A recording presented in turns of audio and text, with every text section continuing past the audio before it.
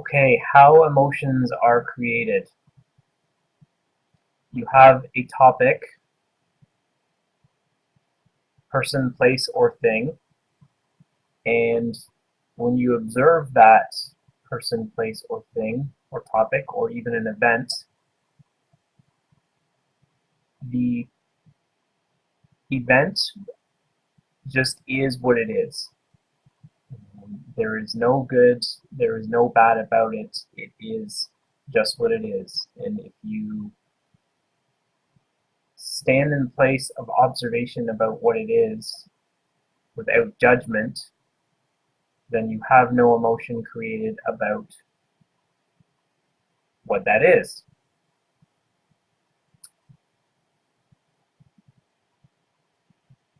If a point of consciousness goes back and forth in your mind between a topic and a judgment about that topic, you then have movement of consciousness. So if I have, let's pick a topic, let's say Wall Street. There's a pretty common one these days that people are pretty angry and frustrated about, all the greed on Wall Street. So if I just have a topic, and that topic is Wall Street, let's say that's right here, and then I just see that and I don't label it as good as bad or as good or bad. It's Wall Street, it is what it is, and there you go. There's not that much emotion created. If I then take a judgment about that, either good or bad, I say Wall Street is very greedy, it creates lots of problems in society, and all sorts of judgments go on in my head. Now that I have a second point of consciousness that alternates back and forth between these two ideas, I create movement of consciousness, and that goes back and forth and back and forth. Now, if I only think that thought that Wall Street is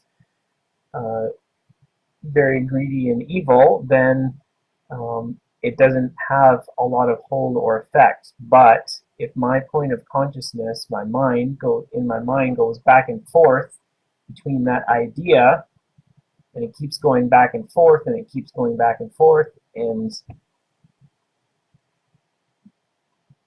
the point of consciousness, the speed of the point of consciousness that goes back and forth between those two ideas or thoughts, if the speed of that increases, that creates more potential energy. And the potential energy that is created between the point of consciousness going back and forth between two different thoughts is emotion.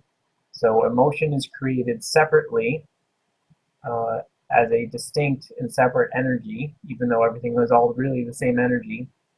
But from our experience, we experience it as a separate energy that is created secondary to not one, but two different thoughts. Straighten the camera out there. So, what does this mean, and how does this apply to your regular daily living? Let's give an example and see how we can carry this to the extreme. I've got this, and it can be any topic, so if you want to apply this to how it works for your life, just pick a topic of something that really frustrates you, or something that gets really wound up, and think about that as I talk about this. I will use Wall Street as the example for this demonstration. So I have this thought in my head, one thought, the topic, Wall Street. Second thought is evil, right? Whatever the judgment about that is. Now, over time, the more speed, the more time, the more speed, and the more intensity that I have with my thoughts going back and forth between that, the more potential energy is created, and that potential energy is emotion. Right now, that actually doesn't do anything in itself, but it's like a bubble inside your emotional body, and it expands and expands and expands, and the more intensity, the more speed, and the more time that I put into that thought process, that expansion keeps happening and happening and happening, and that potential energy gets larger and larger and larger. Now, at some point, that potential energy is going to reach a threshold. That threshold is quite variable from individual to individual, but it will reach a point basically where that bubble of energy, that stored potential energy of emotion that you built up by winding your thought process back and forth between the topic and the judgment about that topic, gets full basically. And when it gets full, it's going to explode. And when it explodes, basically when the bubble bursts, what happens is you have this flood of release of emotional energy into your body, and that emotional energy is no longer potential energy. It is now kinetic energy. And what I mean by that is that potential energy is just stored and it doesn't really do anything. But when you have kinetic energy, it is that stored energy being released to perform action. And so emotion is, think of it as the energy of action. Motion, energy in motion. So when that bubble bursts and that flood of emotional energy spreads throughout your body,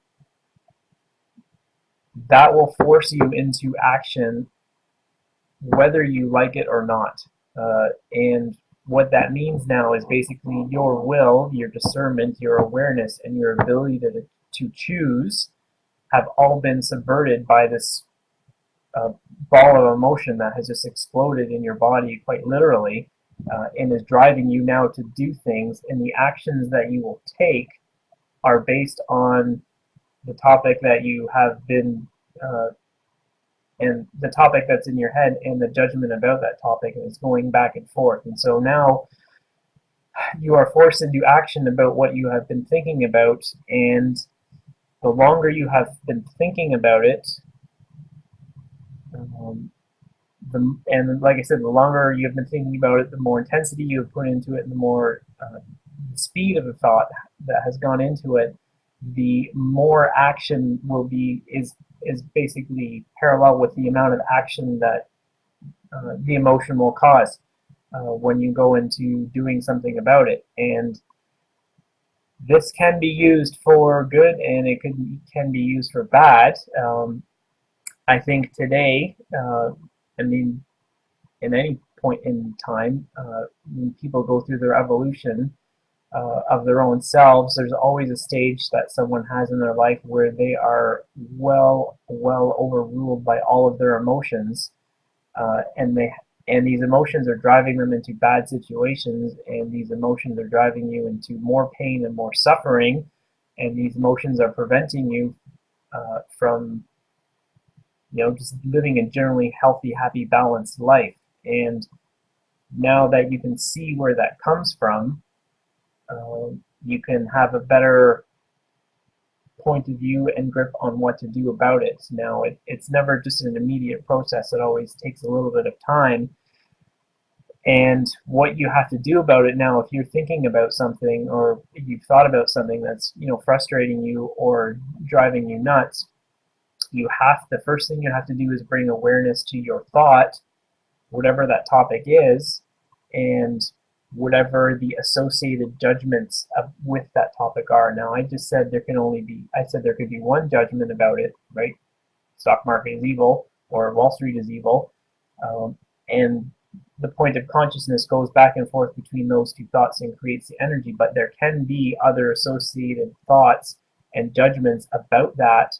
I can have 5 or 6 or 7 other associated judgments about Wall Street, or whatever it is that you're thinking about, and those associated judgments, your point of consciousness will zip back and forth between all those associated judgments about that topic and create even more potential energy, which is the emotion, which will cause your action. So in order to do something about this, so your emotions are not just driving you wild all the time and leading you into bad situations, you have to be able to build awareness of your thoughts. And even as a step before that, sometimes the energy is just so great that it has to be released. And when you're caught up in the moment, and emotions are flying very high, having some kind of outlet to sort of diffuse all of that now kinetic energy does help. So, exercise, or go run it off or something like that, just to diffuse the energy, because when the energy is that high, it can be virtually impossible to still your mind or bring any awareness, conscious awareness, to what you are actually doing. So when you are trying to build awareness, you have to first find some silence and some quiet time. And when you have quiet time, you can then look into your thoughts and look into your mind and see what types of thoughts are coming up, and and more importantly, the associated judgments about those thoughts. And if something has been bugging you for a while and it's causing all sorts of emotional buildup, that can get put on autopilot in the background of your mind without you even being aware of it. And so you get this auto program looping of thoughts about that topic and all the judgments with that topic that just keeps happening by itself as a separate program. And we've got many of these programs built within our mind that are just constantly running all the time. And you have to look at those to be able to basically deconstruct them. Now, when you have one topic, one judgment about that topic, whether it's good or bad, and then you have enough movement of consciousness back and forth between those to create the emotion, those three things is the foundation, or what forms a belief system in your mind. You have to have two thoughts and associated emotion with that. And when you have the belief system, then you can observe your actions and how that belief system and how those emotions are driving your actions, and then observing the negative or positive consequences, but in this case we're concerned more about the negative consequences of that belief system and how it's driving your actions. So looking at that, you got to still your mind, find some quiet time. When you do that, then bring awareness to your thoughts, and bring awareness to your actions if you can't bring any awareness to what's going on in your head, because initially thoughts can be so racy and mind can be zipping all over the place. It can be hard to do this. So if you're not sure, then bring awareness to what you're doing, because your actions will always tell the truth of your belief systems and your true intent as to what's going on in your conscious and subconscious mind. So then once you have figured out what some of your judgments are about this topic, usually most of the time we judge something because we actually have no true experience of it. And our judgment about something, especially if it's a negative judgment, comes usually from what other people have said, what society has said, what our institutions and religions, corporations and political systems say, or what our family and our social systems say about whatever that topic is. And it is up for the individual to be aware if their own thought process is then being guided by something that has been imprinted upon them through some of these institutions or society.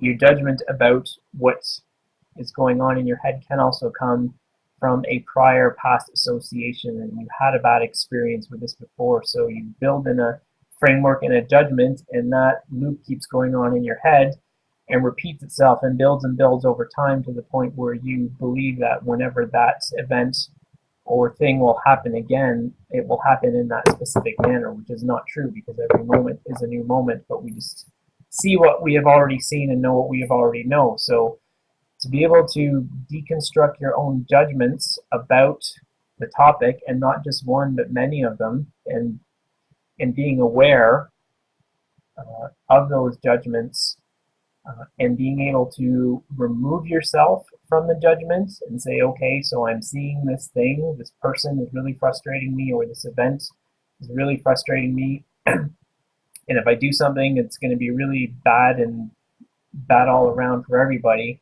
If you can remove yourself from a place of judgment, then you remove yourself from that creation of that potential energy and emotion which then turns into the kinetic energy, which drives your action. So, without judgment about anything, you do not have the creation of emotion. Without judgment, you just have and see what is for what it really, not what it really is, but you just see what is, more of in a neutral spot. And if you are able to still your mind enough, get to the point where you deconstruct a lot of these thought processes in your head,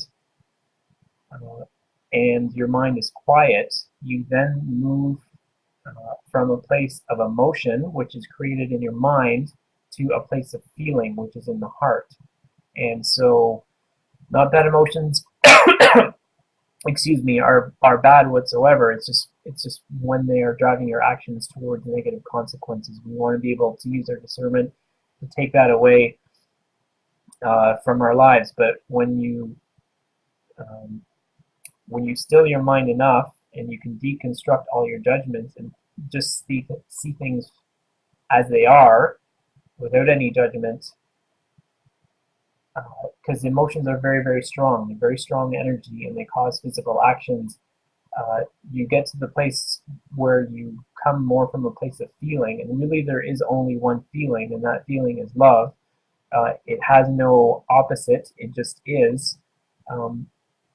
You will have a better sense and a better connection that you will be able to carry around with you in every moment of that feeling. And then when you have that thought or that judgment go on in your head about whatever that topic is, instead of having your mind wind back and forth between all your judgments in that event or topic that you're thinking about, in building that association, you actually then start to experience what is from your heart and from a place of feeling. And now, instead of having a linear or circular loop going around, circular loop going, I shouldn't say linear, but circular loop going around in your head, you now have the circular loop going from head to heart, from head to heart. Okay, I see this topic, it's Wall Street. I don't judge anything about it. It is just what it is, and I have no control over what's going on. It really frustrates me sometimes, but just accept it, and my mind is now still. I can go down to my heart, to this place of feeling where all there is love, and then I build a positive, not even a positive, but just an association between what the topic is, what I'm thinking, and what I'm actually feeling in my heart. And I build more of a connection between what I'm feeling in my heart and what I'm thinking. So then when I do that, and I repeatedly do that, I build a connection of love with the topic of what I used to be really frustrated and angry with, and I learn to accept it more, and I learn to stay in that heart space, in that connected space, about what's going on in my mind. And I guess that's all I'll talk about today. So just to review, just to reinforce, one idea in your head, think about something that really bothers you. Find amount of stillness in your day to be able to witness your judgments back and forth about this. Not just one, but all of them. And whenever you notice you're judging something, just step back, pull away from it, and say, okay, that's just maybe someone else's idea, or I had a bad experience in the past. That's not what it is now. The experience is what it is, and that's all. And if you really have a hard time countering it, then you're also going to have to look for maybe a positive judgment about that situation, just to counter the negative, just to bring you back to the center a little bit. Slow the mind down. The longer you have been winding your mind up about this, the more intense, the more associated judgments you have, and the faster your mind point of consciousness has been going back in your mind, the more difficult and the more time it will take to bring yourself to a place of center, to bring your place to a space of stillness, and to bring yourself to eventually your heart space where your heart and your mind are unified. So do not then judge yourself again and say, okay, this is taking too long, I'm getting more frustrated about the process. Just accept where you are in the process, and you'll eventually get to that spot, because the spot eventually that you want to get to is peace and harmony, unity and love, oneness and heart and harmony with pretty much, well, not pretty much, but everything and anything, every moment that you have, every experience that you have, every person that you share your existence with, and wherever you go. And you know, once you can get to that place, then um, you've got happiness. Okay, that's it. Thank you very much for listening to this video. Hope I didn't ramble on too much, and take care, YouTube.